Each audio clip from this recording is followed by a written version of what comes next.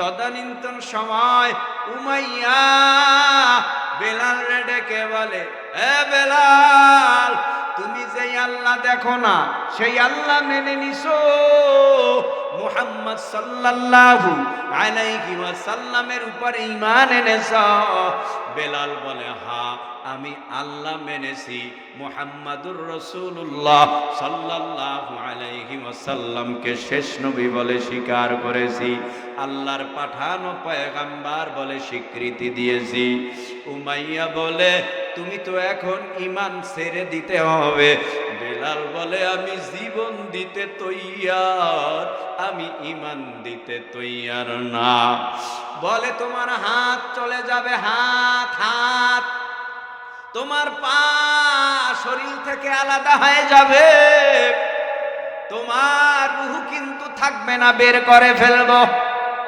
হযরত বেলাল হাবশী রাদিয়াল্লাহু তাআলা আনহু বলে, ও আমার মালিক, আমার হাত নেবেন, পা নেবেন, আমার দেহ থেকে কল্লা নেবেন, অসুবিধা নাই, আপনি তো আমার ঈমানটারে ধরতে পারবেন না, আমার ঈমানটা তো ভিতরে, আমি এমন জায়গায় ঈমান লুকায় রাখছি, ওই ঈমান আপনি বের করতে পারবেন না।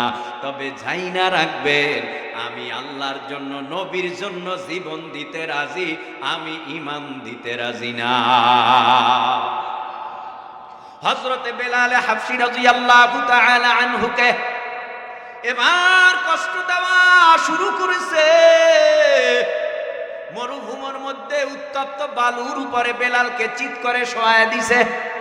হযরতে বেলাল হাবশীর বুকের উপরে ভারী ভারী ভারী, অনেক ভারী একটা পাথর বুকের উপরে চাপায় দিছে।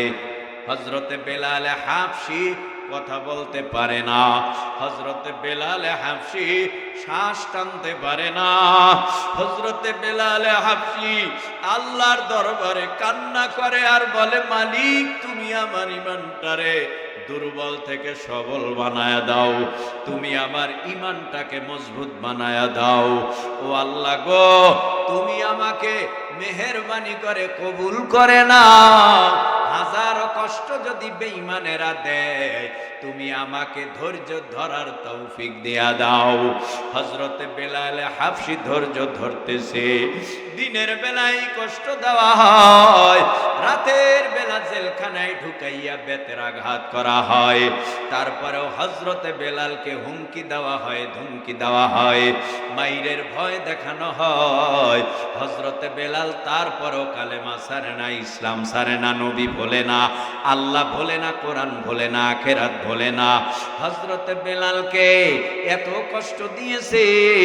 ওইদিকে হযরতে আবু বকর রাদিয়াল্লাহু তাআলা আনহুর নজরে পড়ে গেছে হযরতে বেলালের মার দিকা। আবু বকর চিন্তা করে, এত মারাও কি মানুষরে মারতে পারে, এইভাবেও কি মানুষ মানুষরে মারে?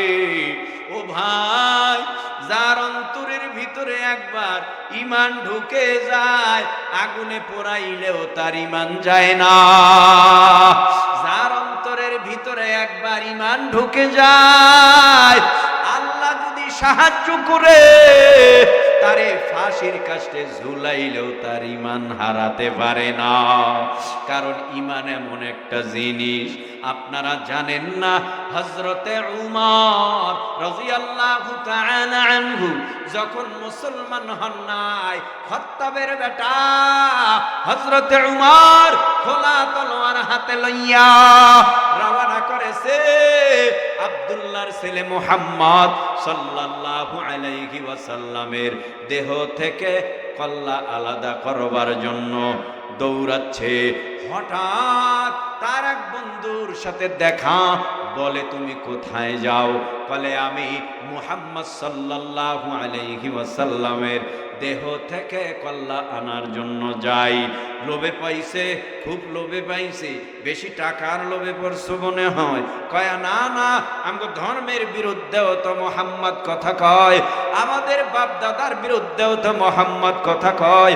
না না, এই জমিনের মধ্যে তারে রাখা যাবে না, লোভ তো আছেই বটে, তবে আবার বাপ দাদার ধর্মের বিরুদ্ধে কথা বলে আমার সহ্য হয় না।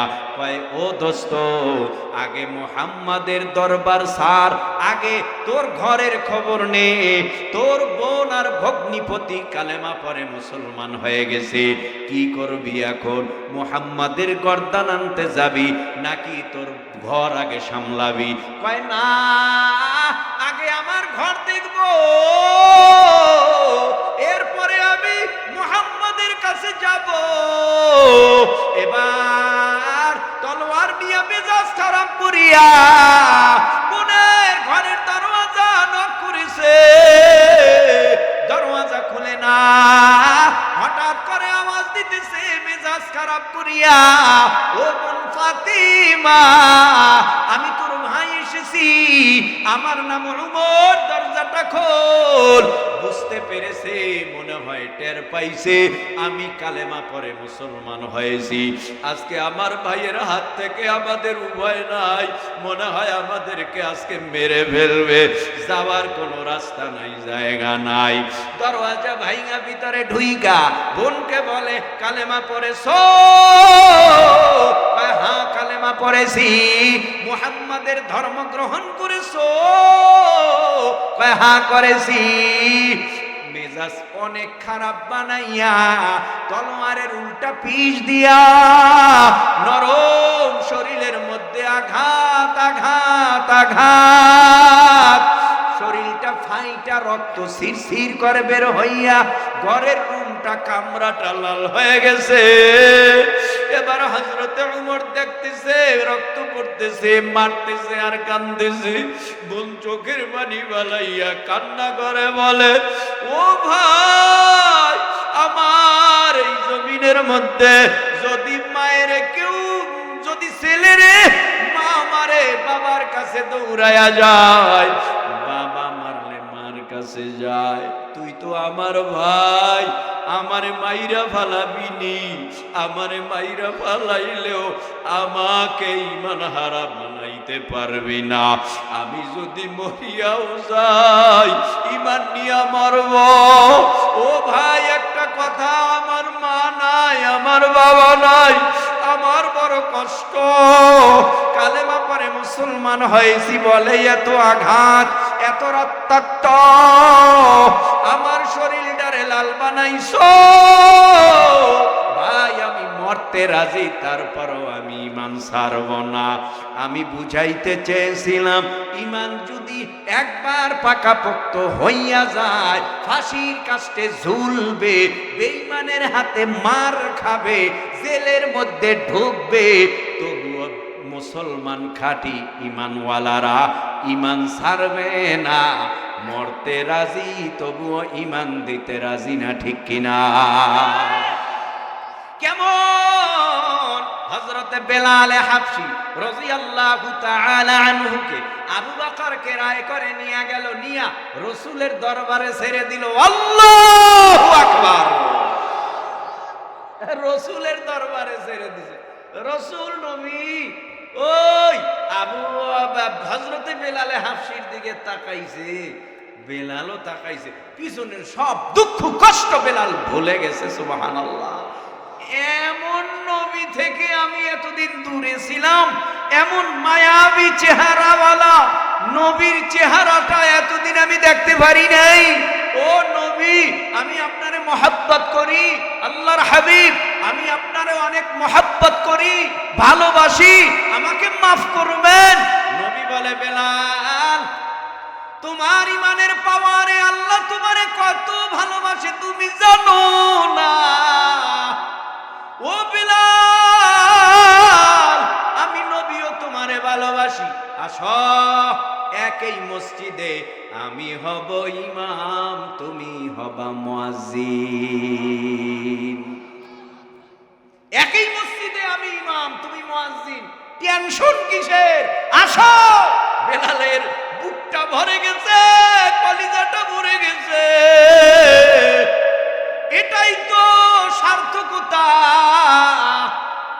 মায়ার নবী রাহমাতুল লিল আলামিনের পিছনে আমি ইকামত দিব, 5 বেলার নামাজের আযান দেওয়ার জন্য আমি মিনারায় উঠব।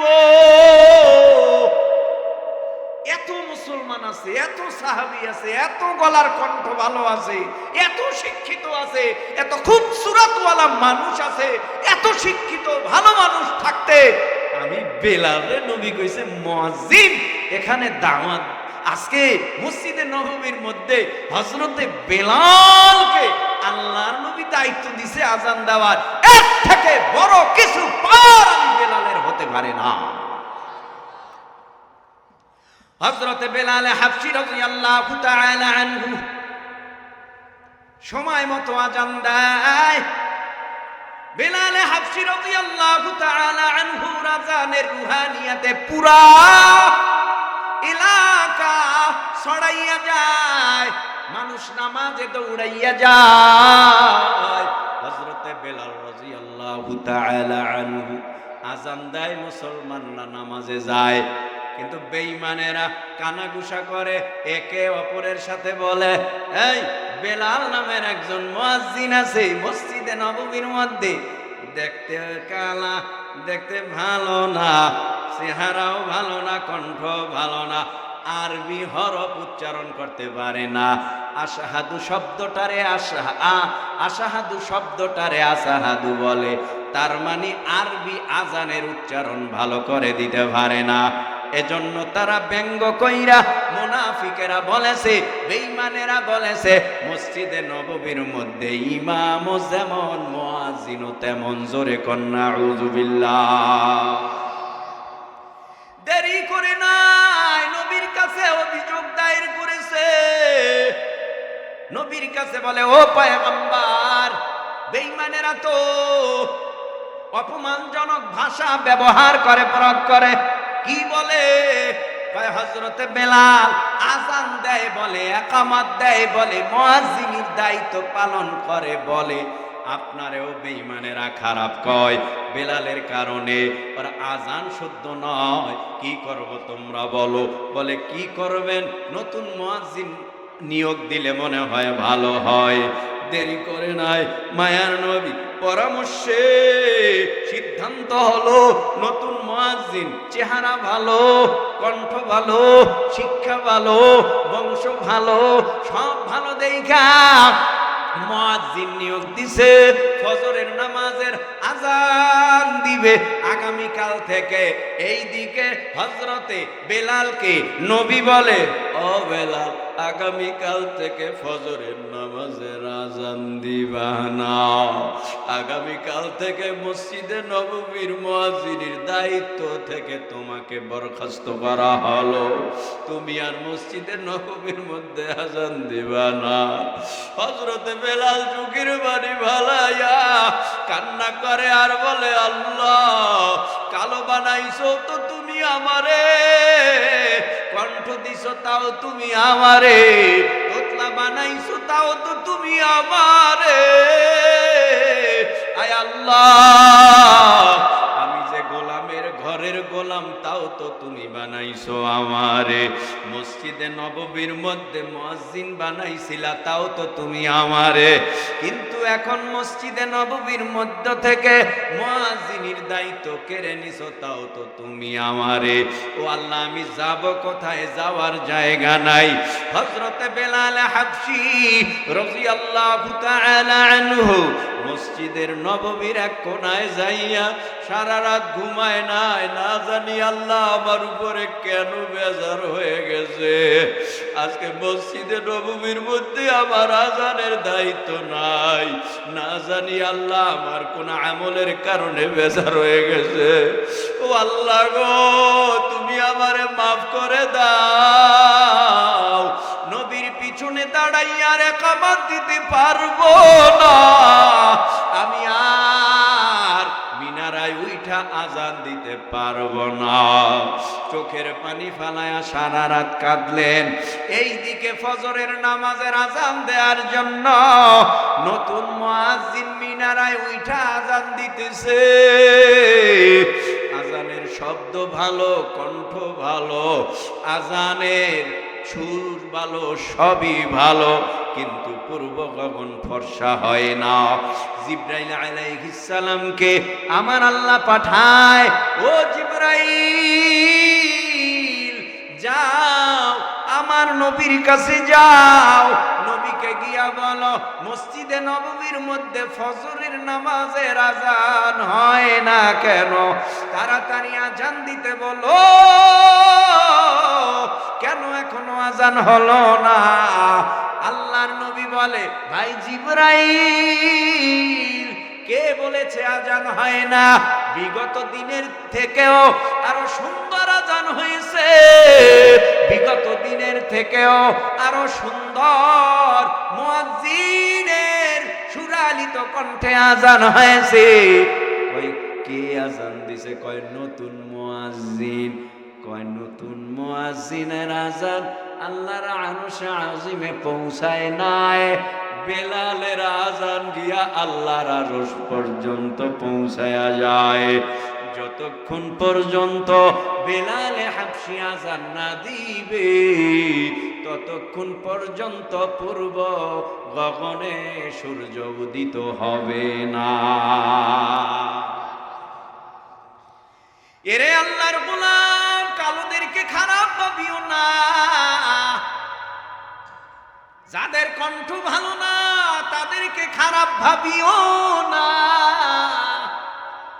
যারা গরিব রিক্সা চালাইয়া খায়, ভ্যান চালাইয়া খায়, গার্মেন্টসে চাকরি করে খায়, তাদেরকে খারাপ জানিও না। এ জমিনের মধ্যে কত আল্লাহর বান্দারা আছে দিন আনে দিন খায়, কত নামাজ কাজা করে। এ জমিনে কত আল্লাহর বান্দারা আছে দিন আনে দিন খায়, একদিনও তাহাজ্জুদ কামাই দেয়। এ জমিনে কত আল্লাহওয়ালারা আছে দিন আনে দিন খায়, গরিব মানুষ, মাস গেলে আরো দেনা হয়ে যায়, নিজের সংসার চালাইতে পারে না, এমন কোন কাজ করে না যেই কাজে আমার আল্লাহ বেজার হবে। তার মানে না খাইয়া মরতে রাজি, তারা আল্লাহরে বেজার করতে রাজি না। কত ধনী হিসাব দেওয়ার জন্য আল্লাহর আদালতের সামনে হাজির, আবার কত গরিব ধনীর 500 বছর আগে জান্নাতে যাইয়া আনন্দ করবে। আমরা মানুষ নির্ণয় করি কেমনে? যার টাকা আছে সে মনে হয় ভালো, যার গাড়ি আছে সে মনে হয় ভালো, যার বাড়ি আছে সে মনে হয় ভালো, কিন্তু না না না না না না না না, যার টাকা আছে সে ভালো হতে পারতো যদি তার মধ্যে নামাজ, রোজা, হজ, যাকাত, এক কথা ইসলামের যত হুকুম আছে সবগুলি যদি বাড়িওয়ালা, গাড়িওয়ালা, টাকাওয়ালারা আল্লাহর হুকুম মানত, তাহলে এই বাড়িওয়ালা, গাড়িওয়ালারাও সকলের আগে বেহেশতে চলে যাবে।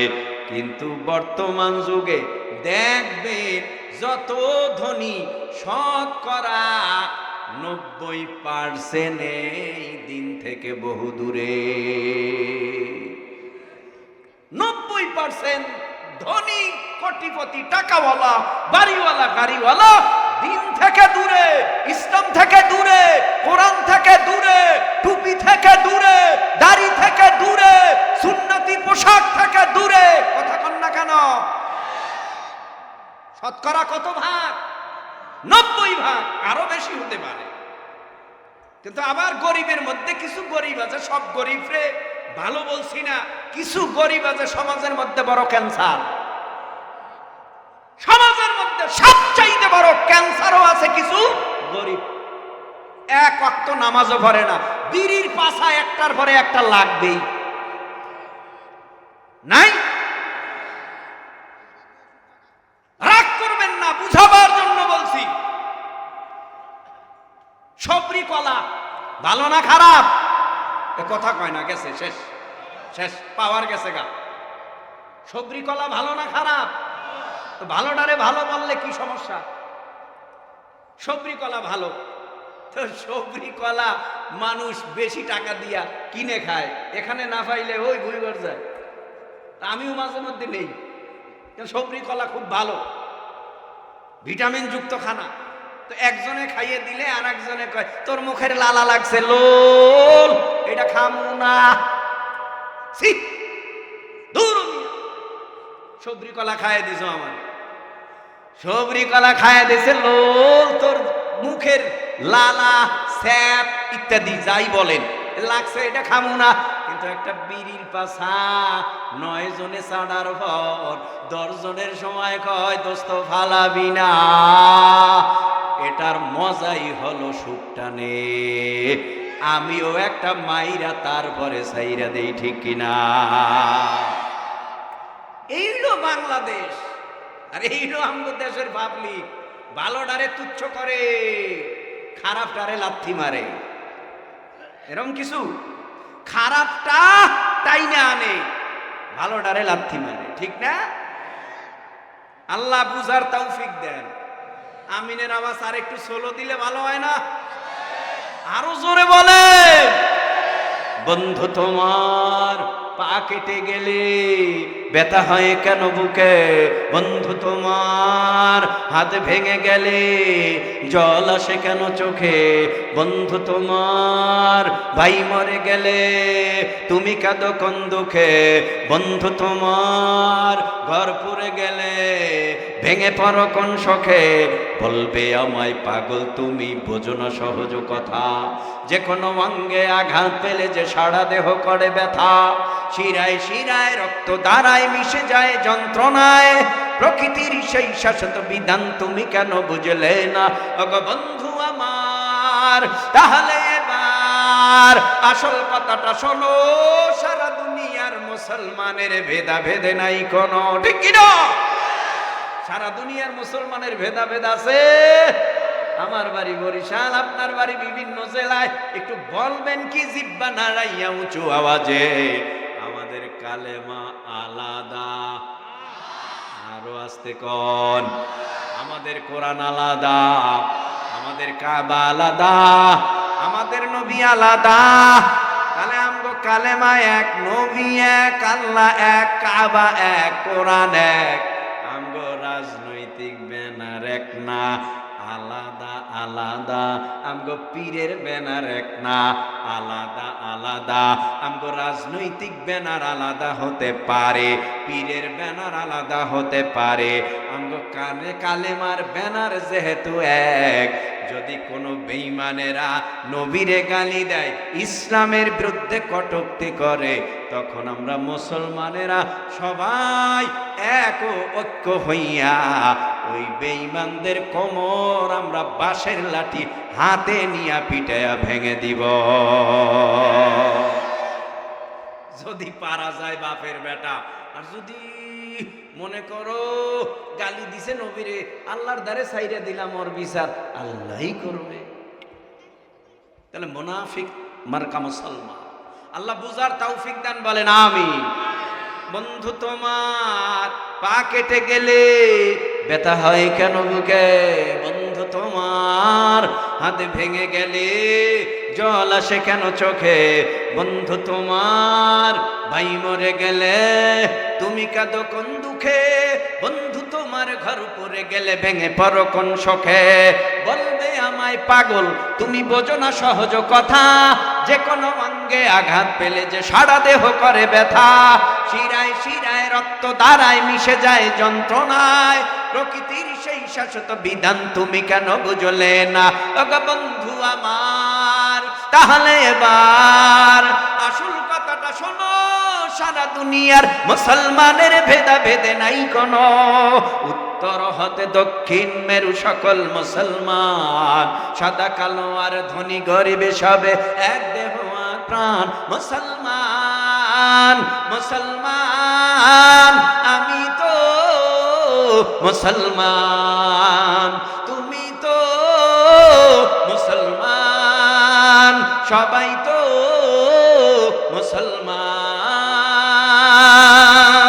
আল্লাহ আমাদের বুঝদান করুন, বলে না আমি। হযরত কিছুক্ষণের মধ্যে আমাদের মাঝে চলে আসবে। আপনারা কি ধৈর্য হারাচ্ছেন? পিছনের ভাইরা একটু আল্লাহু আকবার বলবেন কি? আপনারা না, পিছনের ভাইরা আরো জোরে বলবেন কি? বলবেন কি মোহাব্বতে? না হয় না, আরো জোরে বলেন। মাঝের ভাইরা বলেন তো আল্লাহু আকবার, সামনের ভাইরা বলেন তো আল্লাহু আকবার। যারা দাঁড়িয়ে আছি, বসে আছি, প্যান্ডেলে আছি, সবাই আকাশ পাতাল মুখরিত করে বলি আল্লাহু আকবার। আল্লাহ আমাদেরকে কবুল করুন, এখন এক বানিয়ে দিন। ভাইরা আমার, ইল্লাল্লাযীনা আমানু, এক নম্বরে ঈমান, দুই নম্বরে ওয়া আমিলুস সালিহাত। আল্লাহ পাক এক আয়াতে বলে এই দুটো গুণ যদি কোনো মুমিনের মধ্যে পাওয়া যায় তারা কোথায় যাবে? আল্লাহ পাক বলে ইন্নাল্লাযীনা আমানু ওয়া আমিলুস সালিহাতি কানাত লাহুম জান্নাতুল ফিরদাউসি নুজুলা।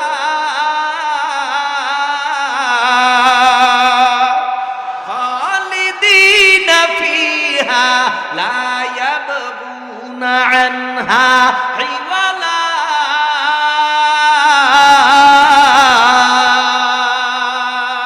हर के दारद खौफे हकदार दिल मदाम जन्नतुल मावाद हद उरा मकाम।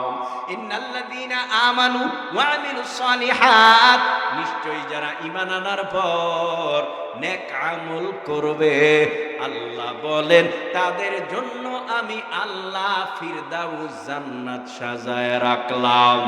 মরতে দেরি করবে, জান্নাতুল ফিরদাউসে ঢুকতে তাদের দেরি হবে না। সুবহানাল্লাহ। একটা সুখের খবর শোনায় যামু কি? যামু? আমার তো সময় শেষ, হুজুরে চলে আসবে। সুখের খবর শোনাই। যারা মুমিন, কষ্ট করেন দুনিয়ায়, শীতকে শীত মনে করেন না, গরমকে গরম মনে করেন না, সব সময় ঈমানটারে তাজা রাখেন, আল্লাহর হুকুম মানেন, নবীর তরিকায় চলেন, আল্লাহর বিধান অনুযায়ী দুনিয়ার মধ্যে চলেন, কাউকে পরোয়া করেন না, কাউকে ভয় করেন না, হকের উপর সীসার ঢালা প্রাচীরের মতো দাঁড়িয়ে থাকেন। বেঈমানরা যদি আপনার বুক জাজরা করেও দেয়, এমন ঈমান আছে যে আমি জাজরা হতে তৈয়ার, তারপরও আমি ঈমান ছাড়তে তৈয়ার না, তাদের জন্য সুখের খবর। আল্লাহ পাক বলেছেন রহমতের 500 ফেরেশতা নিয়ে আজরাইল আপনার জান ইস্তেকবাল দিয়া নেওয়ার জন্য আপনার কাছে আসবে। কথাটা কার? ইন্নাল্লাযীনা ক্বালু রাব্বুনাল্লাহু সুম্মা ইসতাকামু তাতানাজ্জালু আলাইহিমুল মালাইকা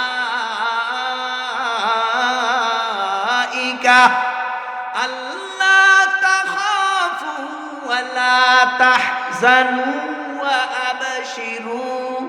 وأبشروا بالجنة التي كنتم توعدون।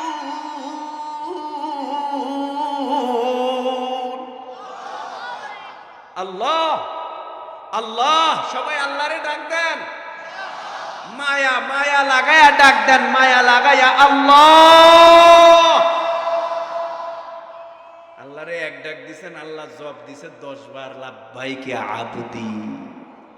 তুমি আমারে এক ডাক দিছো, আমার তো তোমার জন্য অনেক মায়া লাগে, কারণ আমি তোমাকে মহব্বত করে বানাইছি, তোমার মতো এত সুন্দর করে আর কাউকে বানাই নাই, তোমার মতো এত সুন্দর